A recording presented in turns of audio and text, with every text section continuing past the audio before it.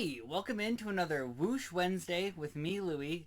This week I thought I would go over something I've talked about a little bit on the channel, but not something I've delved into too deeply. So, what is that? Well, it would be my new appreciation for the game Magic the Gathering. If you're not familiar, I believe it's the oldest, modern TCG that we have going on, where it started in 1993, I believe. You cast spells, dueling other planeswalkers, which I'll explain in a minute. And this is just, by no means is this an expert explanation of Magic. I'm a new person to it. So bear with me as I learn, and hopefully we learn something here together. So before we dive into that, though, make sure to like, comment, and subscribe to the channel if you're enjoying this type of content. I don't know. I know Magic might be a hit or miss thing, and how does it connect back to comics? I'm going to explain that too, and something that made me appreciate it more deeply as well. So let's dive in. So I've collected Magic off and on for the last few years. They came out with an Adventures in the Forgotten Realms set, which is a setting in D&D, and I play D&D with a great group of people, actually every Wednesday night via the computer, which is awesome. I love it. I DM about 75% of the time that we play, if not more, and it's a really, really great time. So them doing a D&D set really pulled me in. And it was cool. It's really cool because you see some of the spells and the creatures and all that stuff.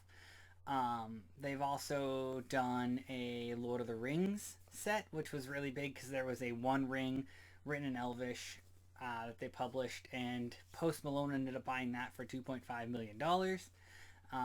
They've done Fallout, they've done Doctor Who, they've added some Jurassic World into one set, there's Transformers in another set, which we'll get into in a little bit because I personally love the Transformers set. There's so much there. They've done some other things where they've kind of crossed over with Street Fighter. They've done some Fortnite. And the biggest reason I want to start talking Magic now, even though I've been playing it for a little bit, is because starting in 2025, they're actually doing multiple sets with Marvel Comics as a partner, and using that IP to produce some sets within the game, which is really awesome to me. So I'm really interested to see how that goes. Hopefully we'll see some cool commander decks come out of it. And just quickly, commander deck is a 100 card deck, which besides basic lands can have none of the same cards in it. You have a commander that has certain things, and your deck can only contain those certain mana colors. If you want, I can go into a little bit further in depth in a future video. I'm just going to give an overview here. But if you do want to learn more about Magic from a new person's perspective, aka me, let me know in the comments, and I will gladly do more of a video explaining it from my introductory level of Magic and not an expert level.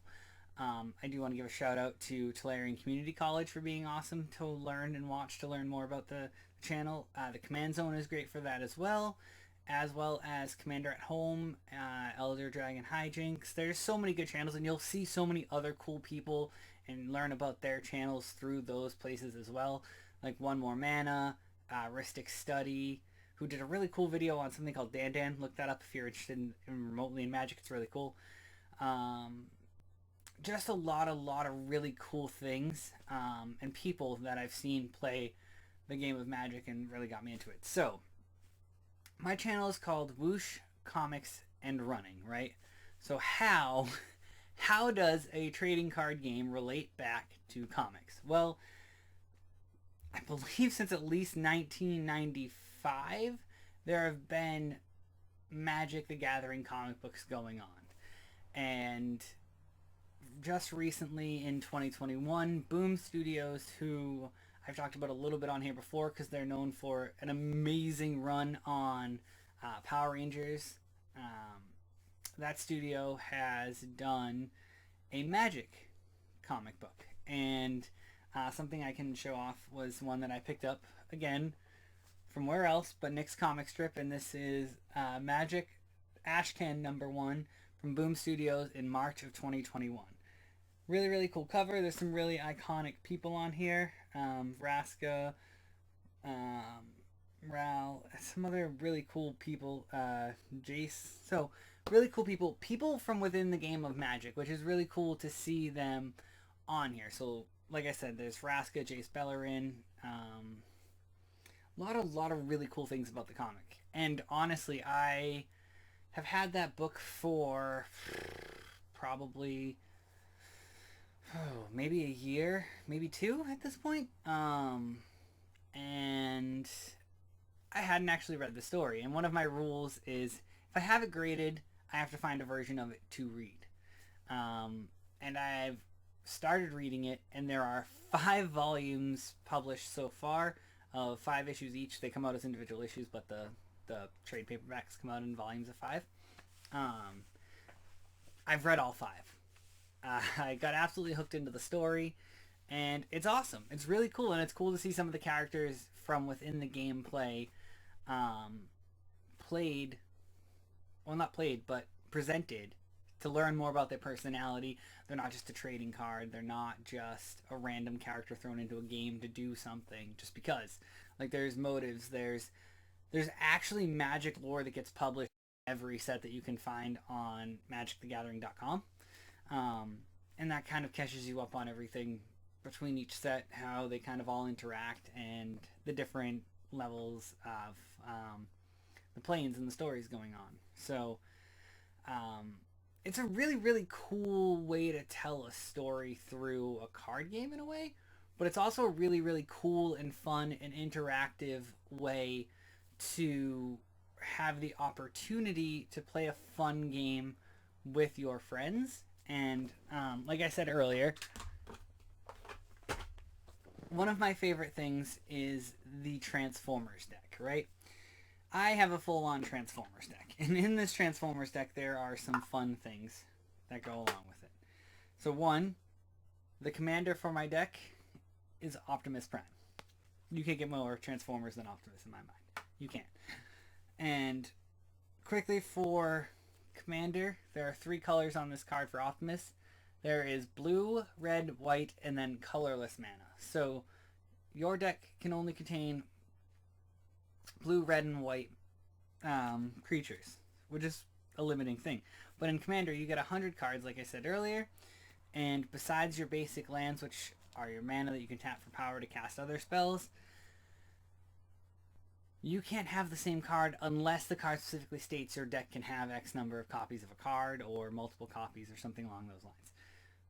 So Commander is limited to basically 1 copy per card, limited to the colors of your commander.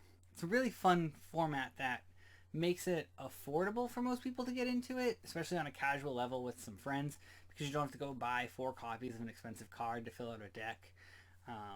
So it's cool. It's really fun, and I've had the opportunity to play with both my D&D group and then other groups. So it's a great game. Like, honestly, it's fantastic. Like I said, the comic is really great. And it's so much fun based on just using characters that you're familiar with, that you play all the time. I'm trying to find some other Transformers in here to show off. But I have just loads and loads and loads of Transformers and fun stuff in here. So it's definitely one of those things where you can make it your own, which is awesome. I genuinely love that they have started to do some of the it's called the Universes Beyond because they're set outside of the normal planes used in Magic, which is totally fine. But like I said, there's Fallout actually coming out in July.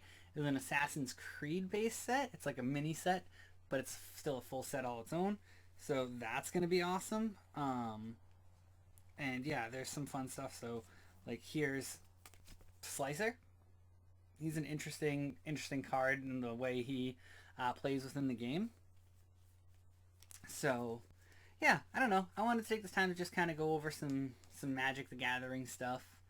And I did actually open a couple of packs to show off here too recently. So let's take a look at that now, and we'll come back and we'll wrap up after.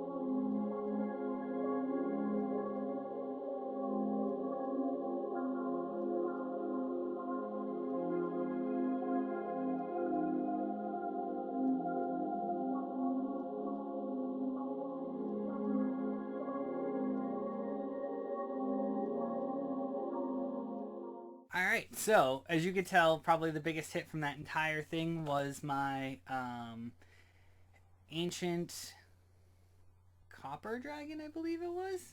Um, so that card definitely worth it to have there. Um, and really cool. And fun fact about that pack, that right there, I always say that whenever I get into another collection, I like to give up some other stuff to help pay for jumping into that collection. Well, I traded in some of my books and movies that I used to have. I used to have a lot of physical, physical media. So DVDs, video games, books. Still have quite a bit of books. But I decided I'm not going to show off my movies. There's no point. I have most of them digital anyway. So I went through and I put together a bunch of them to trade in at Bull Moose. And when I traded in a bunch of them at this Bull Moose store by us, which is awesome if you're in the New England area. They're in New Hampshire, Maine, and I think maybe Vermont, but I definitely know for sure New Hampshire and Maine. They do take trade-ins of movies, video games, pop culture items, and a lot of stuff. So I traded those in, and those Baldur's Gate packs are actually what I pulled from Bull Moose, what I bought from Bull Moose with that store credit I received. So sometimes it pays to trade in some stuff, and that was a pretty big card. So yeah, I'll take it. But I know I'm going a little long, so I will wrap this up. Remember, if you enjoyed this, let me know in the comments whether you want me to delve into a beginner's view of Magic, the rules, and collecting. I guess we could do a video series on it where I go over a couple of different aspects to it. But let me know if you enjoyed this, if you want more of it, and yeah, we'll see what we can do. All right, we'll catch you next time. Thanks.